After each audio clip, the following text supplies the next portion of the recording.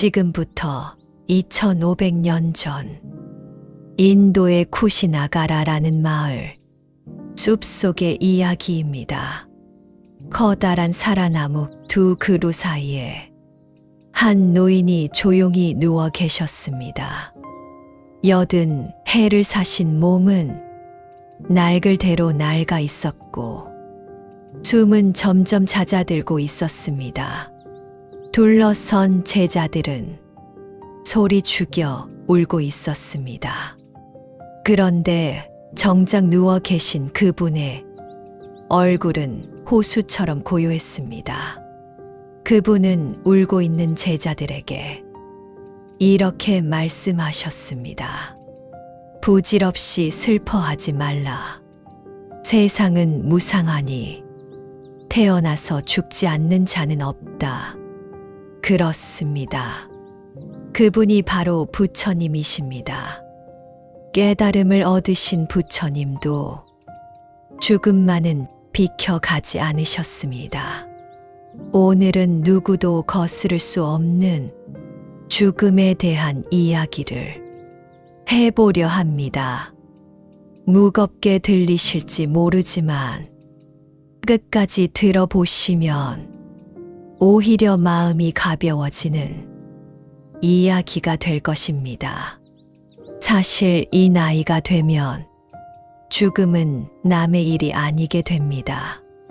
한 해에 몇 번씩 검은 옷을 꺼내 입게 되고 전화번호부에는 이제 걸 수 없는 번호가 하나둘 늘어갑니다. 동창 모임에 나가면 빈자리가 눈에 먼저 들어오고 밤에 문득 잠이 깨면 나는 앞으로 몇 번의 봄을 더 볼 수 있을까 하는 생각이 스쳐 지나가기도 합니다. 그 생각이 들 때 얼른 텔레비전을 켜거나 다른 생각으로 덮어버리신 적 있으실 것입니다. 오늘은 덮지 말고 한번 같이 꺼내보자는 이야기입니다. 부처님께서는 죽음을 외면해야 할 어둠이 아니라 바로 보아야 할 진리로 가르치셨기 때문입니다. 먼저 오늘의 한 줄 법구를 전해드리겠습니다. 늙음과 죽음은 누구에게나 찾아온다. 지혜로운 사람은 이를 알고 마음을 준비한다. 부처님께서 남기신 말씀입니다. 이 말씀의 뜻을 풀어보겠습니다. 앞 구절은 누구나 아는 사실입니다. 그런데 뒷 구절이 중요합니다. 어리석은 사람과 지혜로운 사람의 차이는 죽음을 아느냐 모르느냐가 아니라는 것입니다. 둘 다 알고 있습니다. 차이는 준비하느냐, 외면하느냐에 있습니다. 그리고 여기서 준비란 수의를 미리 지어두는 그런 준비만이 아닙니다. 마음의 준비입니다. 언제 떠나도 후회가 적도록 오늘을 사는 준비, 언제 이별해도 원망이 없도록 사람을 대하는 준비, 그것이 부처님께서 말씀하신 마음의 준비입니다. 생활 속 비유를 하나 들어보겠습니다. 이사를 떠올려 보십시오. 우리는 지금 각자의 집에서 새 들어 살고 있는 것과 같습니다. 언젠가 이 집을 비워주고 이사를 가야 한다는 것은 계약서에 처음부터 적혀 있었습니다. 다만 이사 날짜가 적혀 있지 않을 뿐입니다. 지혜로운 세입자는 어떻게 할까요? 날짜를 모른다고 불안에 떨며 살지 않습니다. 그렇다고 모른 척하며 살지도 않습니다. 평소의 짐을 조금씩 정리하고 이웃과 잘 지내고 집을 깨끗이 쓰면서 이사 갈 날이 오면 홀가분하게 떠날 수 있도록 살아갑니다. 죽음을 준비한다는 것은 이런 것입니다. 어둡게 사는 것이 아니라 가볍게 사는 것입니다. 그런데 우리는 왜 이토록 죽음이라는 말을 꺼리는 것일까요? 자식들 앞에서 죽음 이야기를 하면 그런 말씀 마세요 라며 말을 막습니다. 친구들 모임에서도 누가 아프다는 이야기는 해도 죽음 이야기는 잘 안 합니다. 말하지 않으면 오지 않을 것처럼 말입니다. 그러나 외면한다고 없어지는 것이 아닙니다. 오히려 외면할수록 두려움은 어둠 속에서 몸집을 키웁니다. 불을 켜고 바로 보면 생각보다 무섭지 않은 것들이 세상에는 많습니다. 죽음도 그렇습니다. 부처님께서 들려주신 이야기가 하나 있습니다. 어떤 사람이 죽었어. 염라대왕 앞에 서게 되었습니다. 대왕이 물었습니다. 너는 인간 세상에 있을 때 세 사람의 천사를 만나지 않았느냐? 그 사람이 답했습니다. 대왕이시여, 저는 천사를 만난 적이 없습니다. 대왕이 다시 물었습니다. 그렇다면 너는 허리가 굽고 지팡이를 짚고 걷는 노인을 보지 못했느냐? 그런 노인이라면 얼마든지 보았습니다. 그가 첫 번째 천사였다. 너도 늙어간다는 것을 알려주러 온 천사였다. 그런데 너는 그를 보고도 서둘러 선을 행할 생각을 하지 않았다. 대왕이 또 물었습니다. 병들어 혼자서는 눕지도 일어나지도 못하는 사람을 보지 못했느냐? 그런 병자라면 얼마든지 보았습니다. 그가 두 번째 천사였다. 너도 병든다는 것을 알려주러 온 천사였다. 대왕이 마지막으로 물었습니다. 내 주위에서 죽은 사람을 보지 못했느냐? 죽은 사람이라면 얼마든지 보았습니다.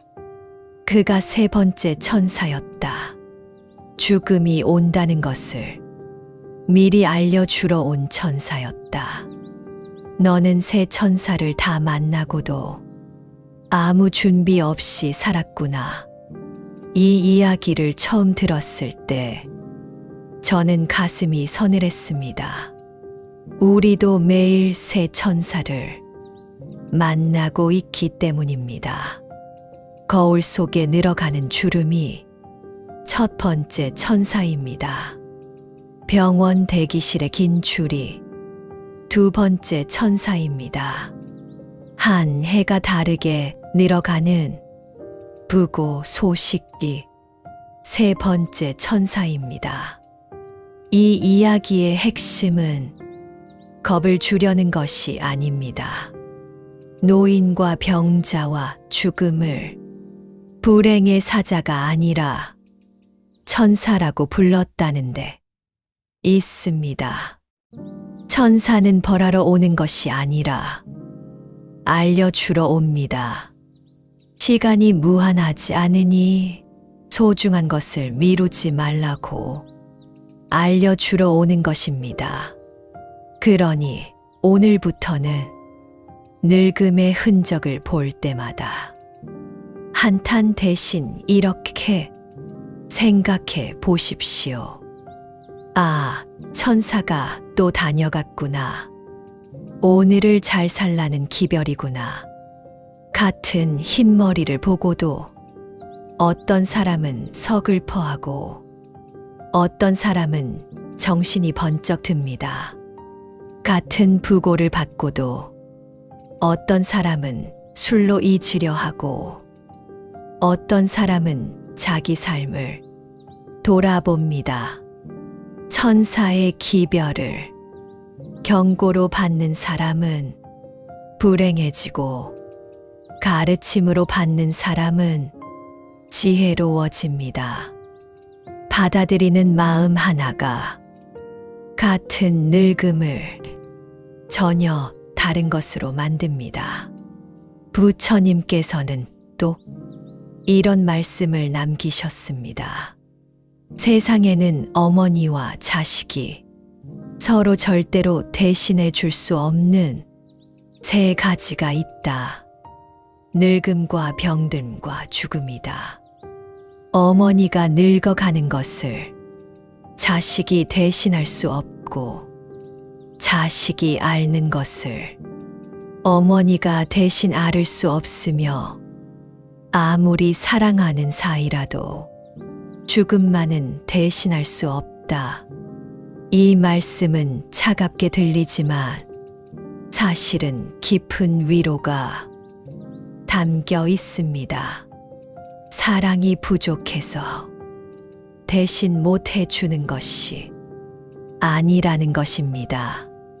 부모를 먼저 보내드린 분들, 배우자를 먼저 보내신 분들, 가운데는 내가 좀 더 잘했더라면 하고 자책하는 분들이 많습니다.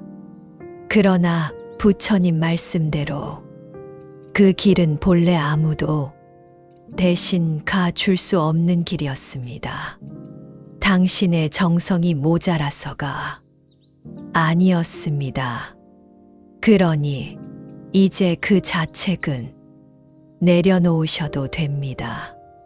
그리고 이 말씀에는 또 하나의 뜻이 있습니다. 죽음은 가장 공평하다는 것입니다. 돈이 아무리 많아도 죽음을 돈으로 살 수 없고 권세가 아무리 높아도 죽음에게 명령할 수 없습니다. 역사 속의 제왕들이 불로초를 찾아 헤맸지만 단 한 사람도 죽음을 비켜가지 못했습니다.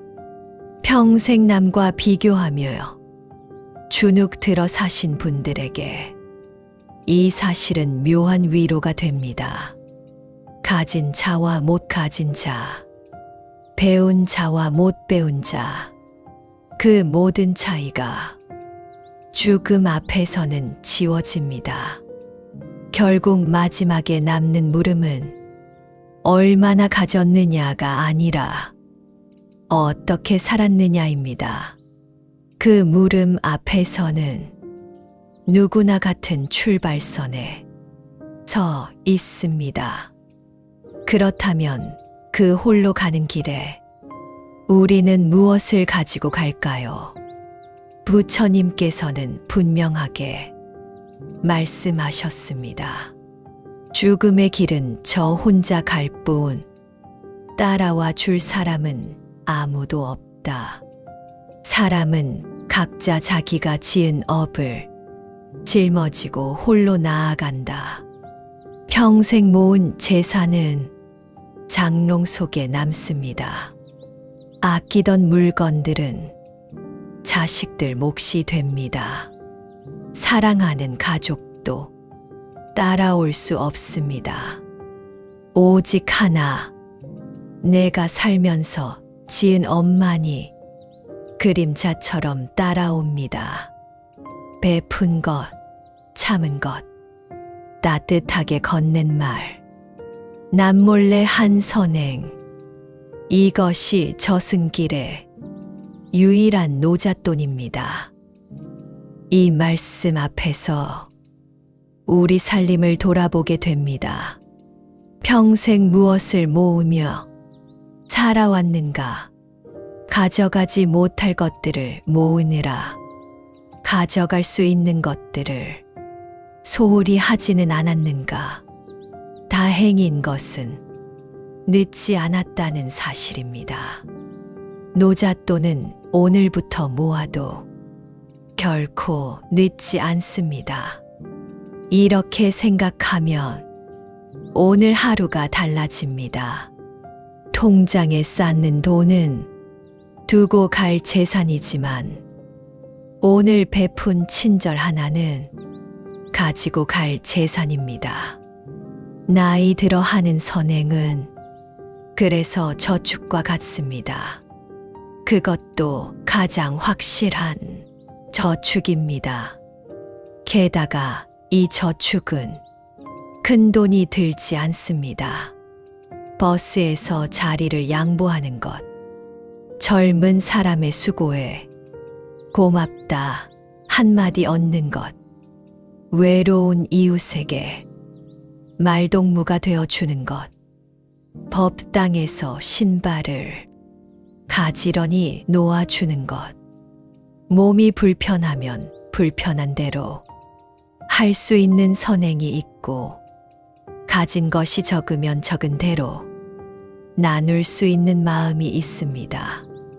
하루 한 가지씩만 쌓아도 1년이면 365개, 10년이면 3,000개가 넘는 노잣돈이 모입니다. 이보다 든든한 노후 준비가 어디 있겠습니까? 이제 다시 살아나무 숲으로 돌아가 보겠습니다. 부처님께서는 마지막 순간에 슬퍼하는 제자들에게 이렇게 말씀하셨습니다. 지금 내 몸이 낡은 수레처럼 부서지는 것도 무상의 도리를 몸으로 보여주는 것이다. 변하는 것을 변하지 않게 하려는 것은 무리한 바람이다. 낡은 수레라는 말씀을 가만히 새겨 보십시오. 수레는 평생 주인을 태우고 험한 길을 달려왔습니다. 바퀴가 닳고 축이 삐걱거리는 것은 수레가 잘못되어서가 아니라 그만큼 성실하게 달려왔다는 증거입니다. 우리 몸도 그렇습니다. 무릎이 쑤시고 귀가 어두워지는 것은 고장이 아니라 80년 가까이 나를 태우고 달려준 수레의 훈장입니다. 그러니 늙어가는 몸을 미워하지 마시고 고생했다고 다독여 주십시오. 젊음과 비교하며요. 한숨 짓는 대신 오늘 이만큼 움직여주는 것을 고마워하는 것입니다. 계단을 오를 수 있으면 오를 수 있어서 고맙고, 지팡이를 짚고라도 걸으면 걸을 수 있어서 고맙고, 누워 있더라도 숨 쉬고 생각할 수 있으니 고마운 것입니다. 수레를 아끼는 주인이 수레를 오래 쓰듯이 몸을 고마워하는 사람이 몸과 오래 동행합니다. 그리고 부처님께서는 이렇게 덧붙이셨습니다. 육신은 여기서 멸해도 깨달음은 영원히 남는다. 나의 육신을 보는 자가 나를 보는 것이 아니고, 나의 가르침을 아는 자가 나를 보는 것이다. 이 말씀이 오늘 이야기의 가장 깊은 대목입니다. 수레는 부서져도 수레가 실어 나른 것은 남는다는 것입니다. 부처님의 몸은 2500년 전에 사라졌지만 그 가르침은 지금 이 순간 우리 곁에 이렇게 살아 있습니다. 우리네 삶도 마찬가지입니다. 몸은 언젠가 쓰러지지만 내가 나눈 사랑, 내가 가르친 지혜, 내가 남긴 따뜻한 기억은 자식에게, 손주에게, 인연 맺은 사람들에게 남아서 계속 살아갑니다. 어머니가 끓여주시던 국 맛이 지금 내 손끝에 남아있듯이 아버지의 성실함이 지금 내 몸에 배어있듯이 나의 좋은 것들도 누군가에게 남아 죽지 않고 이어집니다.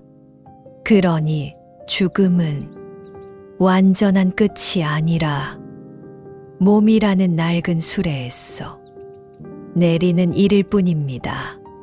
부처님께서는 이 이치를 꽃에 빗대어 이렇게도 말씀하셨습니다. 꽃은 일시적이지만 덕행은 영원하다. 꽃은 시들지만 진리는 시들지 않는다. 봄마다 피는 꽃을 보십시오. 꽃은 며칠 만에 집니다. 그러나 우리는 꽃이 진다고 꽃을 슬퍼하지 않습니다. 피어 있는 동안 아름다웠기 때문입니다. 그리고 꽃이 진 자리에서 다음 생명이 이어지기 때문입니다. 사람의 일생도 한 송이 꽃과 같습니다.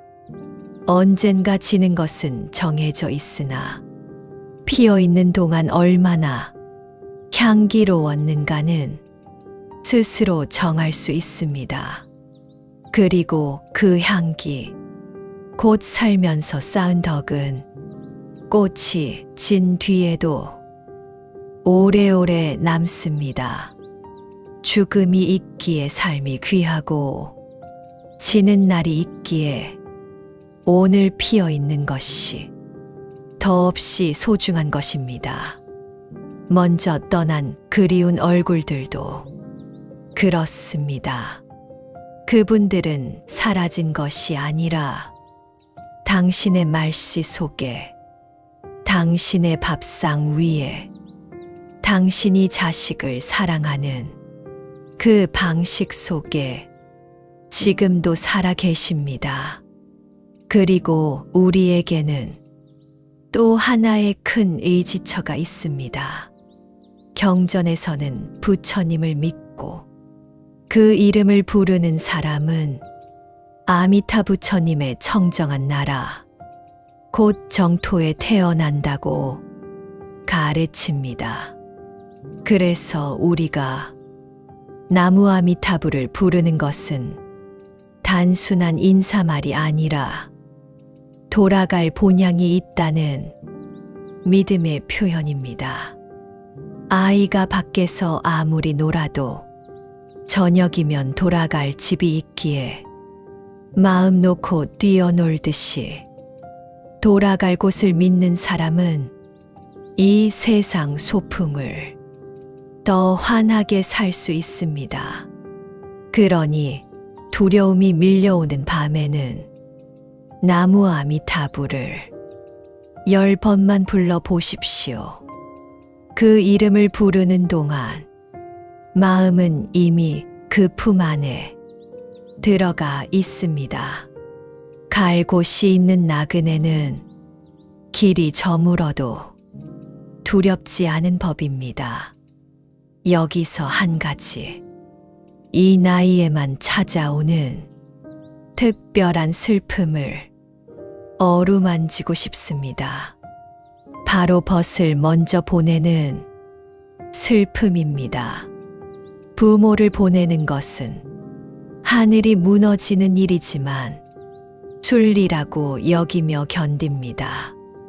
그런데 같이 늙어가던 친구, 엊그제도 통화하던 벗이 먼저 떠나면 마음이 이상하게 허물어집니다.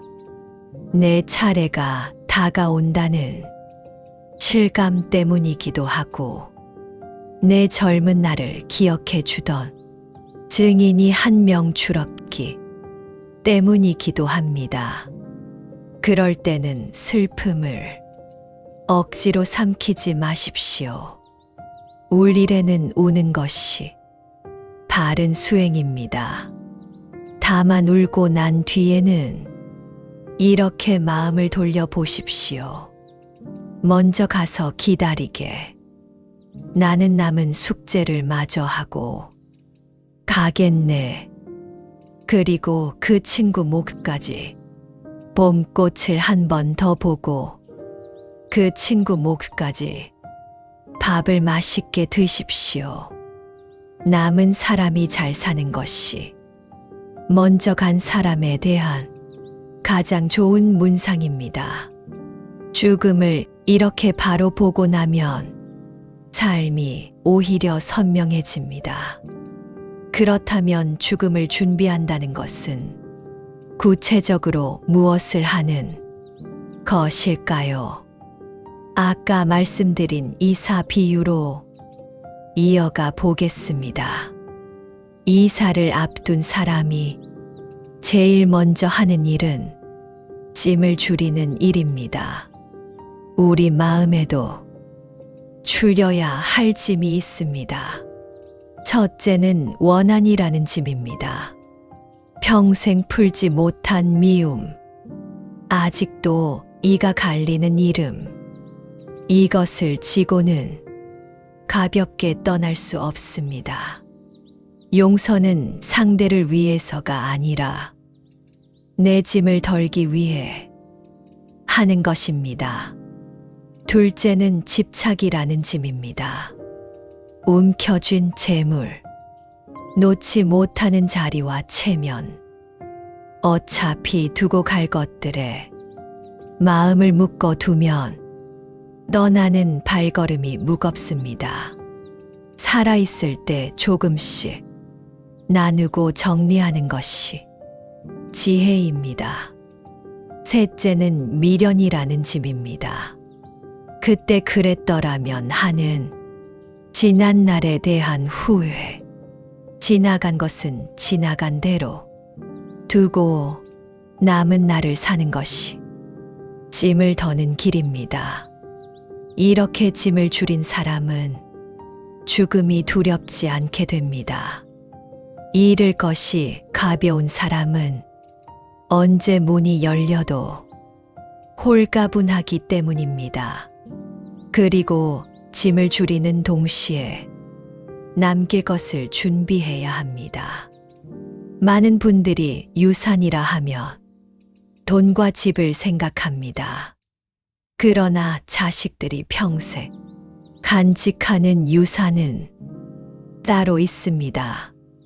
어려울 때 웃던 부모의 얼굴, 정직하게 살던 부모의 뒷모습, 끝까지 배우자를 아끼던 부모의 손길, 이런 것들이 자식의 마음에 새겨져서 대를 이어 살아가는 진짜 유산입니다.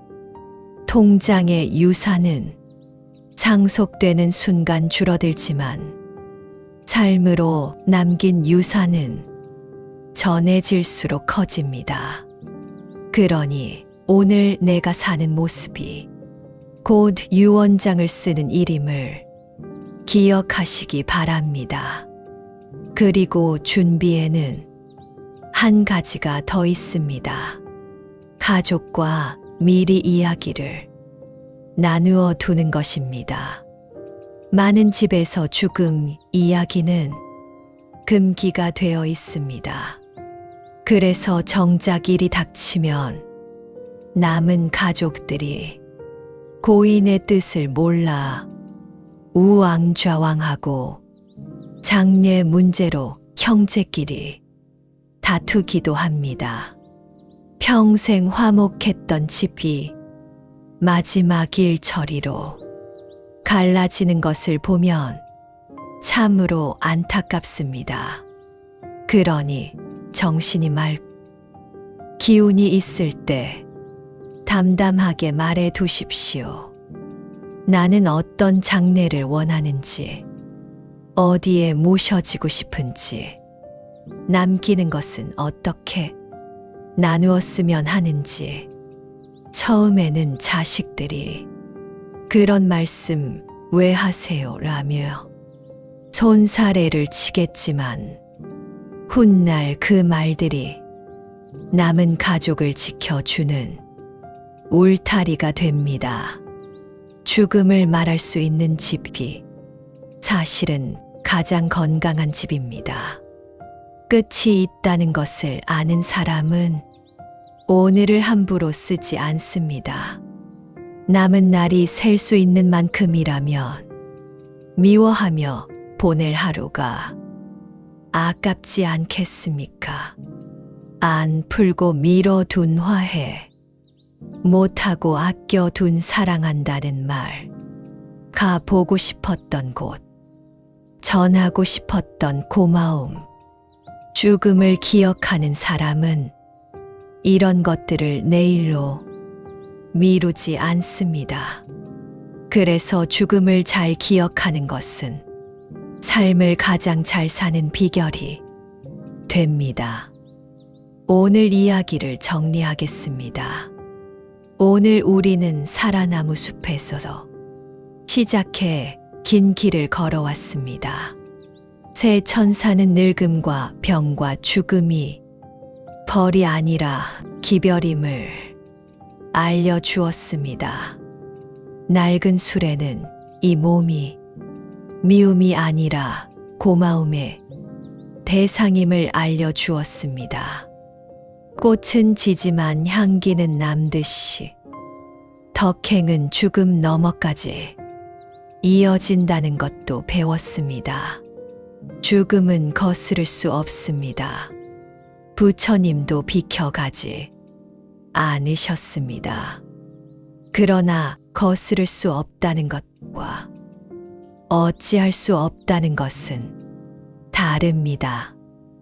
우리는 죽음의 날짜를 정할 수는 없지만 죽음을 맞이하는 마음과 그날까지 사는 태도는 얼마든지 정할 수 있습니다. 새 천사의 기별을 고맙게 받아들이고 노잣돈이 되는 선행을 하루하루 쌓고 낡아가는 수레를 다독이며 아끼고 남길 것을 따뜻하게 남기며 사는 것, 그것이 죽음이라는 스승 앞에서 우리가 할 수 있는 전부이자 최선입니다. 이제 2부로 넘어가겠습니다. 2부는 3분 명상입니다. 오늘은 몸의 감각을 하나하나 느껴보는 명상을 하겠습니다. 죽음을 생각한 날일수록 지금 살아있는 이 몸을 생생하게 느껴보는 것이 가장 좋은 약이 됩니다. 앉으신 자리에서 허리를 편안하게 세우고 눈을 살며시 감아 주십시오. 서두르지 않아도 됩니다. 먼저 숨이 드나드는 것을 그저 바라봅니다. 들어오는 숨, 나가는 숨. 내가 쉬려고 애쓰지 않아도 숨은 저절로 쉬어지고 있습니다. 80년 가까이 단 한 번도 쉬지 않고 이어져 온 숨입니다. 이제 마음의 눈을 발바닥으로 가져가 봅니다. 바닥에 닿아 있는 발바닥의 감촉을 느껴보십시오. 따뜻한지 서늘한지 눌리는 느낌은 어떤지 그저 느끼기만 하면 됩니다. 이번에는 두 손입니다. 무릎 위에 놓인 손의 무게, 손바닥의 온기를 가만히 느껴보십시오. 평생 일하고 어루만지고 밥을 지어 온 손입니다. 이번에는 가슴입니다. 숨을 따라 오르내리는 가슴의 움직임을 느껴보십시오. 그 안에서 심장이 지금도 쉬지 않고 뛰고 있습니다. 내가 잠든 밤에도 나를 위해 뛰어준 심장입니다. 느껴지십니까? 이 발, 이 손, 이 숨, 이 심장. 지금 이 순간 나는 이렇게 살아 있습니다. 살아 있다는 것은 당연한 일이 아니라 날마다 새로 받는 선물입니다. 이 몸의 감각을 느끼는 명상은 언제 어디서나 할 수 있습니다. 설거지할 때 손에 닿는 물의 온도, 길을 걸을 때 발에 전해지는 땅의 단단함, 햇볕이 얼굴에 내려앉는 따뜻함, 그 하나하나가 살아있다는 증거이고 그 증거를 알아차리는 순간이 곧 명상입니다. 이제 이 고요한 자리에서 자비의 마음을 일으켜 보겠습니다. 먼저 이 몸에게 전합니다. 오랜 세월 나를 태우고 와 주어서 고맙다. 남은 길도 잘 부탁한다. 이번에는 먼저 떠난 그리운 분들을 떠올리며 전합니다. 당신은 내 안에 살아 있습니다. 부디 좋은 곳에서 평안하시기 바랍니다. 마지막으로 나 자신에게 전합니다. 오늘까지 잘 살아왔다. 남은 날들도 두려움 없이 살아가자. 이제 깊은 숨을 한 번 들이쉬었다가 천천히 내쉬면서 살며시 눈을 뜨십시오. 방금 느낀 그 살아있음을 오늘 하루 자주 떠올려 보시기 바랍니다. 이제 마지막 3분은 생활 수행 미션입니다. 오늘은 죽음을 스승 삼아 오늘을 잘 사는 3가지 미션을 드리겠습니다.